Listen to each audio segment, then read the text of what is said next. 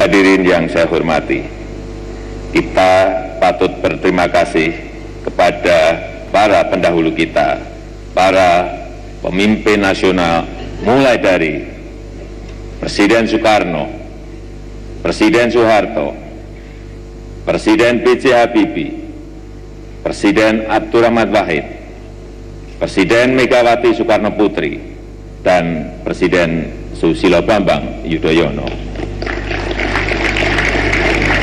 Atas perjuangan dan kerja keras para pemimpin nasional tersebut, disertai dukungan sepenuh hati dari seluruh rakyat Indonesia, hari ini, di saat kita memperingati 70 tahun Indonesia merdeka, kita mempunyai modal yang lebih dari cukup untuk melompat maju. Persatuan Indonesia sudah kokoh, pendidikan rakyat semakin maju, dan peluang peserta didik untuk melakukan mobilitas sosial terbuka lebar. Saat ini kita telah memiliki hampir 300.000 sekolah, lebih dari 2 juta guru, dan hampir 40 juta siswa, tidak termasuk taman kanak-kanak yang tersebar di seluruh pelosok tanah air. Lebih dari itu, Indonesia yang membentang dari Sabang sampai Merauke, dari Miangas hingga Rote, adalah negeri dengan jumlah penduduk muslim terbesar di dunia, negeri demokrasi terbesar ketiga di dunia. Dalam hal berdemokrasi, kita telah menjadi salah satu contoh gemilang di dunia.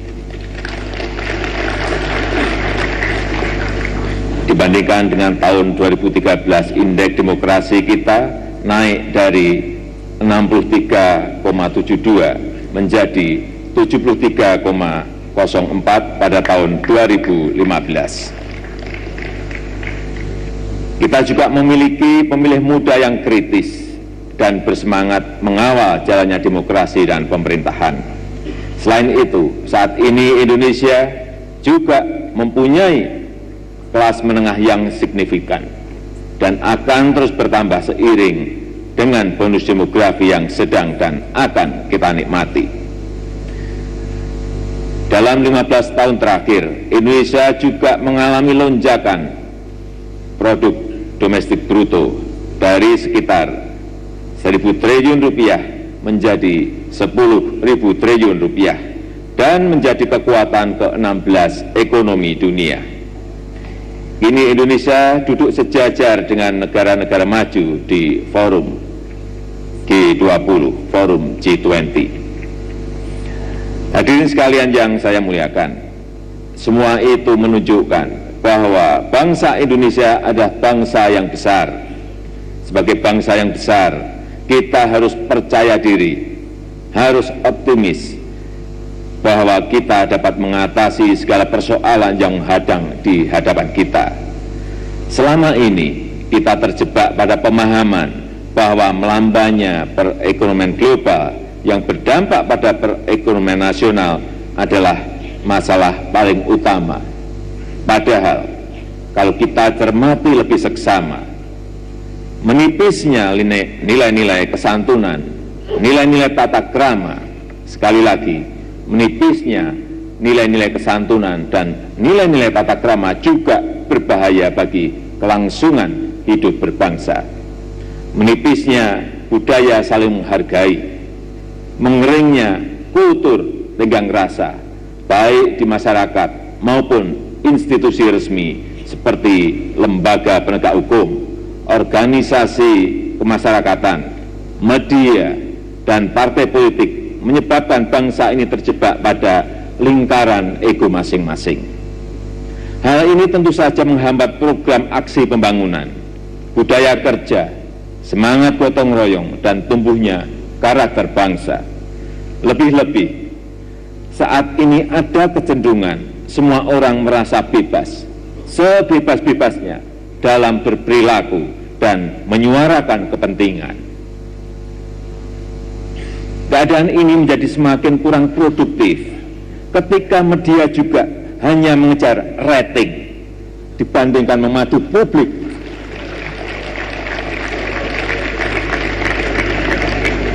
Sekali lagi, hanya mengejar rating dibandingkan memandu publik untuk meneguhkan nilai-nilai keutamaan dan budaya kerja produktif. Masyarakat mudah terjebak pada histeria publik dalam merespon suatu persoalan, khususnya menyangkut isu-isu yang berdimensi sensasional. Tanpa kesantunan politik, tata krama hukum, dan ketatanegaraan, serta kedisiplinan ekonomi, kita akan kehilangan optimisme dan lamban mengatasi persoalan-persoalan lain, termasuk tantangan ekonomi yang saat ini sedang dihadapi bangsa Indonesia. Kita akan miskin tatanan kehidupan berbangsa dan bernegara. Saudara-saudara yang saya hormati, sekarang ini siklus perekonomian global maupun nasional kurang menggembirakan. Kita telah mengalami berulang kali. Kita optimis dapat melalui dengan selamat. Selain itu, banyak masalah mendasar yang menuntut penyelesaian. Di bidang pangan, kita belum mencapai kedaulatan pangan, rentan gagal panen, dan mudah diterpa ketidakstabilan harga pangan. Di bidang infrastruktur, moda transportasi massal di tiap wilayah masih sangat kurang dan belum terintegrasi dengan baik. Di bidang maritim, illegal fishing, pencurian ikan dan penjarahan sumber daya laut menyebabkan kerugian negara yang sangat besar. Sedangkan untuk energi, kita masih menghadapi masalah ketersediaan tenaga listrik untuk menopang kehidupan warga dan pembangunan ekonomi. Ditambah lagi, produksi BBM masih defisit sekitar 600.000 barel per hari. Sementara itu, di bidang kesehatan, gizi buruk, dan kematian ibu yang relatif tinggi masih menjadi masalah utama. Di bidang pendidikan, rata-rata lama sekolah baru mencapai 8 tahun dari 12 tahun wajib belajar kita. Selain itu, kita juga belum mentas dari kemiskinan dan kesenjangan sosial, baik antar kelompok masyarakat maupun antar wilayah. Gini rasio tahun ini masih di atas 0,4. Yang memprihatinkan, fenomena kekerasan terhadap anak juga terus meningkat. Indonesia juga dihadapkan pada beberapa cobaan. Letusan Gunung Sinabung, Gunung Raung, hujan salju di Papua, dan dampak El Nino serta perubahan iklim. Tanpa diduga, beberapa bulan lalu pesawat Hercules milik TNI Angkatan Udara jatuh di Medan dan merenggut sejumlah prajurit terbaik kita dan masyarakat sipil. Pemerintah tentu tidak hanya berpangku tangan. Dengan kemampuan yang ada, kita berikan bantuan dan pertolongan kepada warga yang tertimpa musibah. Kita berikan penghormatan dan penghargaan kepada para prajurit yang gugur akibat jatuhnya pesawat Hercules. Saudara-saudara sebangsa dan setanah air, sejarah telah mengajarkan kepada kita kunci mengatasi persoalan-persoalan tersebut adalah persatuan. Persatuan.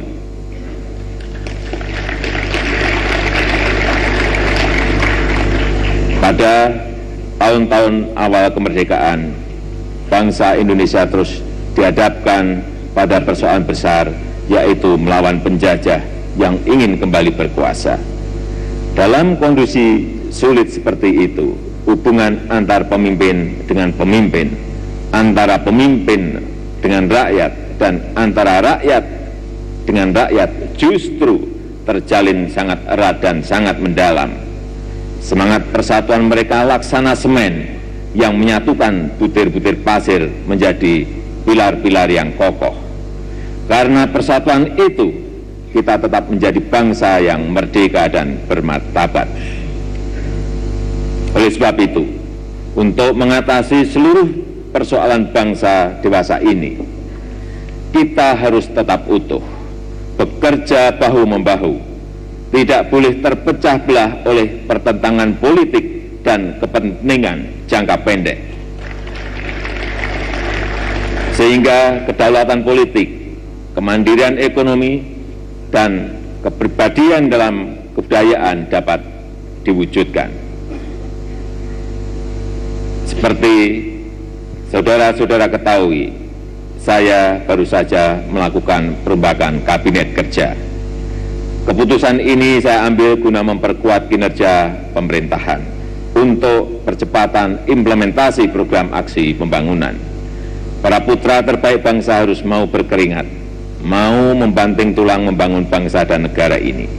Bagi saya, perombakan kabinet kerja adalah salah satu jembatan terbaik untuk memenuhi janji saya kepada rakyat, yaitu meningkatkan kesejahteraan dalam peri kehidupan mereka. Saudara-saudara yang saya banggakan, konsolidasi demokrasi telah kita raih. Kini saatnya demi menjaga kepentingan nasional, kita lakukan transformasi fundamental perekonomian nasional. Paradigma pembangunan yang bersifat konsumtif harus diubah menjadi produktif. Pembangunan harus dimulai dari pinggiran, dari daerah, dan desa-desa dengan meningkatkan produktivitas sumber daya manusia, memanfaatkan ilmu pengetahuan dan teknologi, dan digerakkan oleh sikap mental kreatif, inovatif, dan gigih. Dengan cara itu juga kita akan manfaatkan sumber daya alam untuk sebesar-besarnya kemakmuran rakyat. Tanpa keberanian melakukan lompatan tersebut, kita tidak akan pernah bisa meletakkan fondasi pembangunan nasional yang kokoh, yang mandiri secara ekonomi, dan menegakkan kepentingan nasional kita. Sejauh ini pemerintah senantiasa menjaga APBN tetap sehat, berkualitas, dan berkelanjutan. Kebijakan fiskal diarahkan untuk mendukung kemandirian fiskal melalui peningkatan penerimaan tanpa mengganggu iklim investasi. Kita kurangi ketergantungan pada penerimaan dari sumber daya alam. Kita kendalikan defisit anggaran dalam batas aman dan kita jaga debt ratio, rasio utang dalam batas yang terkendali. Selain itu, kita juga tata kembali sistem subsidi agar lebih tepat sasaran. Kita juga dorong pembangunan infrastruktur, ketahanan pangan, dan perlindungan sosial. Saudara-saudara sebangsa setanah air, saya memahami kebijakan yang saya ambil di awal pemerintahan adalah kebijakan yang tidak populer. Pemerintah seakan-akan tidak berpihak kepada rakyat. Namun, moral politik saya mengatakan, saya harus bertindak dan menghentikan praktek yang tidak benar.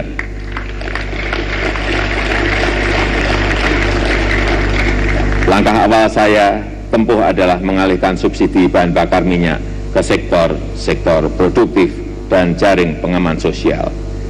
Selain itu juga menata jalur pengadaan dan distribusi BBM. Kita harus meninggalkan perilaku konsumtif menjadi produktif. Sebagai ilustrasi, tahun 2014 sekitar 240 triliun rupiah subsidi BBM hanya dibakar di jalan-jalan. Hanya dibakar-bakar dan dinikmati oleh jutaan mobil pribadi, bukan dinikmati oleh masyarakat yang tinggal di gunung-gunung, di pesisir-pesisir, di pulau-pulau terpencil, atau mereka yang hidup di bawah garis kemiskinan. Itulah yang saya sebut sebagai praktek yang tidak benar tersebut. Padahal uang sebesar itu dapat digunakan untuk membangun sekolah, membangun rumah sakit, meningkatkan kesejahteraan rakyat melalui program ekonomi produktif dan perlindungan sosial, serta membangun lebih banyak lagi infrastruktur. Hadirin sekalian yang saya muliakan, pemerintah menyadari kebijakan pengalihan subsidi BBM untuk sementara waktu mengurangi kenyamanan hidup kita. Namun untuk jangka panjang, kebijakan yang saat ini dirasa pahit, pada saatnya nanti akan berbuah manis. Banyak infrastruktur dan fasilitas publik yang dapat dibangun pemerintah untuk dimanfaatkan oleh seluruh masyarakat. Banyak program bantuan sosial untuk kelompok masyarakat miskin yang dapat diberikan pemerintah untuk membantu mereka keluar dari belenggu kemiskinan. Banyak program perlindungan sosial yang dapat dijalankan secara berkelanjutan untuk seluruh masyarakat dan pekerja. Juga banyak usaha mikro, usaha kecil, usaha menengah yang bisa digerakkan.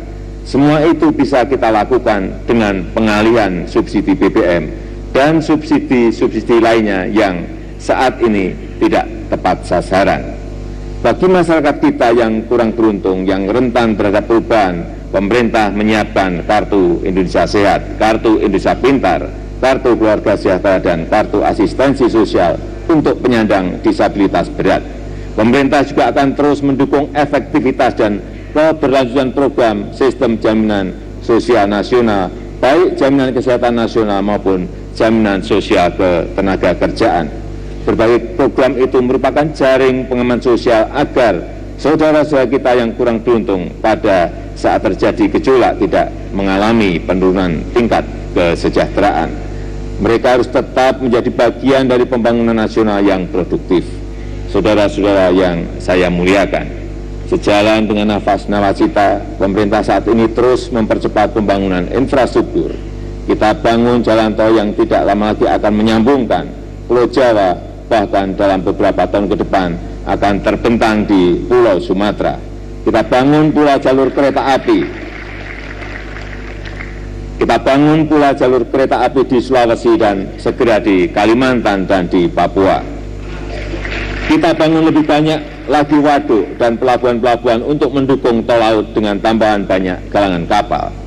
Di bidang energi dalam 10 bulan ini, pemerintah sudah memulai membangun lebih banyak pembangkit listrik di berbagai pelosok tanah air. Sehingga dalam kurun waktu 5 tahun ke depan, kita bisa penuhi kebutuhan listrik yang menopang kemajuan industri dan pencapaian rasio elektrifikasi yang tinggi guna menjamin pertumbuhan ekonomi bagi lompatan kemajuan bangsa kita. Kita juga perbanyak pasar rakyat agar menjadi penyangga pertumbuhan ekonomi dan peningkatan kesejahteraan rakyat dan memberikan insentif fiskal bagi kegiatan ekonomi produktif. Sejalan dengan itu, pemerintah juga mempercepat pembangunan kawasan ekonomi khusus dan kawasan industri di luar Pulau Jawa, khususnya industri pertanian dan industri pertambangan. Pemerintah juga mengupayakan agar beragam program aksi pembangunan itu dapat dikelola dengan mengedepankan kapasitas dan daya inovasi anak bangsa sendiri. Program aksi pembangunan itu khususnya untuk ekonomi kreatif harus bisa menjadi akses untuk perolehan lapangan pekerjaan yang semakin berkualitas. Perbaikan kesejahteraan serta penguasaan ilmu pengetahuan dan teknologi bagi anak bangsa. Hadirin sekalian yang saya muliakan, saya ingin membuktikan bahwa kita tidak boleh lagi memunggungi samudra dan laut. Laut kita yang terbentang luas memiliki potensi ekonomi, potensi pertahanan, dan potensi persatuan. Lingkungan laut yang kini terancam oleh perubahan iklim perlu kita selamatkan. Kita juga melindungi laut kita dari ancaman keamanan, serta pencurian ikan dan penjarahan sumber daya laut. Kapal-kapal yang tertangkap harus menghadapi ketegasan kita, termasuk ditenggelamkan. Hukum internasional juga menentang pencurian ikan dan penjarahan sumber daya laut. Salah satu agenda saya yang terpenting adalah mewujudkan tol laut. Tol laut yang menjadi bagian dari infrastruktur maritim akan dilengkapi dengan galangan-galangan kapal yang produktif. Insya Allah kebijakan ini akan mendorong peningkatan ekonomi maritim yang berkesinambungan, pelestarian laut dan tata ruang laut yang baik. Seiring dengan itu, kita juga harus menggali lagi budaya maritim dan identitas maritim bangsa Indonesia. Kita harus mampu menunjukkan kepada dunia bahwa bangsa Indonesia adalah bangsa maritim, bangsa yang menjaga dan mendayagunakan lautnya dengan penuh kesungguhan. Itulah bagian awal dari upaya kita untuk menjadi poros maritim dunia. Poros maritim yang tidak saja digagas untuk menciptakan ketahanan nasional, tetapi juga ketahanan regional dan global. Strategi inilah yang tengah digodok dan akan dituangkan menjadi kebijakan kelautan nasional Indonesia. Hadirin sekalian yang saya hormati, guna mendorong penguatan ekonomi nasional melalui transformasi fundamental, pemerintah mewajibkan penggunaan rupiah untuk transaksi di dalam negeri. Langkah ini untuk menunjukkan bahwa kita adalah negara yang berdaulat. Transformasi ekonomi juga memerlukan topangan yang kuat dari bidang-bidang lain seperti politik luar negeri, pertahanan dan keamanan, penegakan hukum, dan penghargaan pada hak asasi manusia. Tanpa sinergi bidang-bidang tersebut, tatanan kehidupan berbangsa dan bernegara kita tidak akan kokoh. Seperti digariskan dalam Undang-Undang Dasar 1945, prinsip dasar politik luar negeri kita adalah bebas aktif. Prinsip ini menuntut Indonesia menentukan kebijakan politik luar negeri secara bebas, mandiri, dan tanpa beban aliansi. Indonesia ikut serta melaksanakan ketertiban dunia yang berdasarkan kemerdekaan, perdamaian abadi, dan keadilan sosial. Untuk itu, Indonesia akan terus mengirimkan pasukan perdamaian ke berbagai belahan dunia, menjadi penengah konflik, memberikan kepemimpinan dalam pembuatan norma-norma regional dan global. Indonesia akan terus berkontribusi dan berperan dalam menciptakan keamanan di Asia Tenggara, serta memberikan kepemimpinan di Samudra India, di mana Indonesia akan menjadi pemimpin Indian Ocean Rim Association pada 2015-2017. Indonesia juga terus mendukung kemerdekaan Palestina dari penjajahan dan kezaliman, serta menyerukan agar saudara-saudara Muslim di Timur Tengah meletakkan senjata dan berdamai demi kepentingan ukhuwah Islamiyah. Kita juga akan membangun kekuatan pertahanan negara yang tangguh dengan memberdayakan alutsista produksi dalam negeri. Kita harus memiliki kekuatan pertahanan negara yang tidak hanya sebatas kekuatan esensial minimum, namun kekuatan yang mampu mengamankan dan menjaga kedaulatan wilayah negara kesatuan Republik Indonesia, serta melindungi 250 juta warganya. Kekuatan pertahanan yang kita bangun itu harus tetap menjunjung tinggi karakter negara dan bangsa Indonesia sebagai negara dan bangsa yang cinta damai. Sejalan dengan itu, dalam rangka penegakan hukum dan pemberantasan korupsi, pemerintah mendorong sinergi KPK, Polri, Kejaksaan Agung agar bahu-membahu dalam bekerja dan menjadi pendorong pembangunan. Sinkronisasi dan harmonisasi antar lembaga penegak hukum terus ditekankan sehingga terbangun sistem hukum yang modern yang menekankan aspek preventif dan aspek fasilitatif. Pemerintah juga terus membentuk panitia. Pemerintah juga telah membentuk panitia seleksi pimpinan KPK yang terdiri dari para tokoh masyarakat yang kredibel, yang independen dan berintegritas. Semoga terpilih pimpinan KPK yang amanah, yang dapat membawa lembaga anti rasuah itu bekerja efektif dan dapat bekerja sama dengan penegak hukum lainnya, membersihkan jubah Republik yang dikotori oleh korupsi. Hadirin sekalian yang saya muliakan, secara khusus saya ingin memberikan perhatian kepada tanah Papua. Pemerintah berkomitmen untuk membangun Papua dan menjadikan Papua sebagai tanah damai. Kerusuhan seperti kasus Tolikara seharusnya tidak terjadi lagi di masa depan. Pemerintah juga memberikan akses bagi wartawan asing untuk masuk dan meliput di Papua. Pemerintah juga berkomitmen untuk melindungi masyarakat adat yang menghadapi konflik agraria, menurunkan emisi karbon dengan menghentikan kebakaran hutan, mengelola hutan secara lestari, melindungi nelayan dari para pencuri ikan dari negara-negara lain, melindungi generasi mendatang dari ancaman bahaya narkoba, membentuk komite rekonsiliasi untuk pelanggaran HAM berat. Saat ini, pemerintah sedang berusaha mencari jalan keluar paling bijaksana dan mulia untuk menyelesaikan kasus-kasus pelanggaran HAM di tanah air.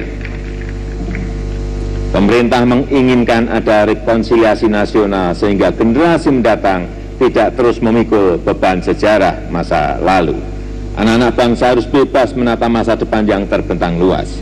Semua itu merupakan langkah awal pemerintah untuk menegakkan kemanusiaan di bumi Nusantara kita.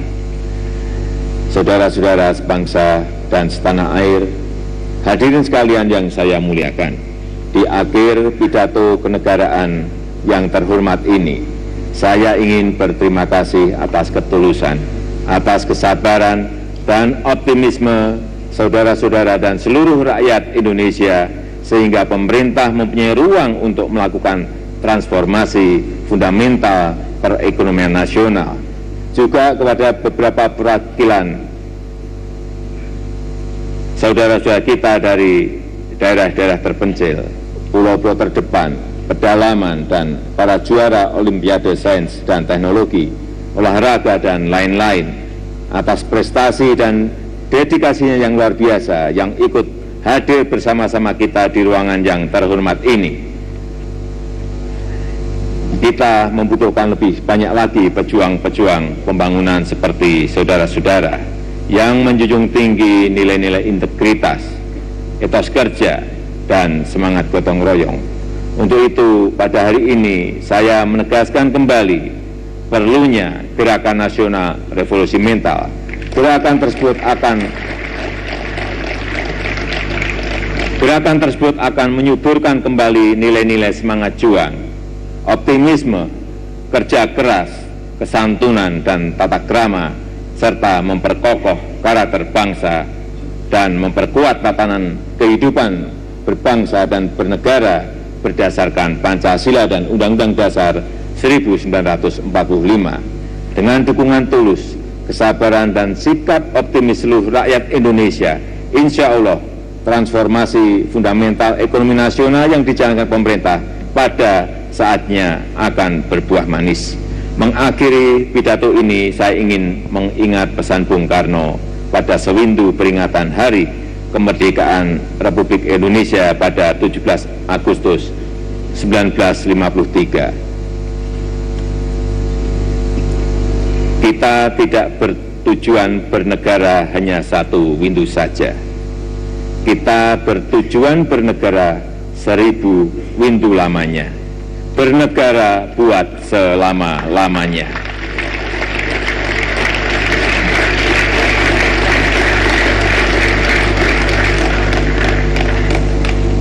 Untuk hidup sejahtera perlu kerja keras, butuh pengorbanan. Ayo kerja untuk bangsa, ayo kerja untuk negara, ayo kerja untuk rakyat. Dirgahayu Republik Indonesia. Terima kasih. Wassalamualaikum warahmatullahi wabarakatuh. Om Santi Santi Om. Namo Buddhaya.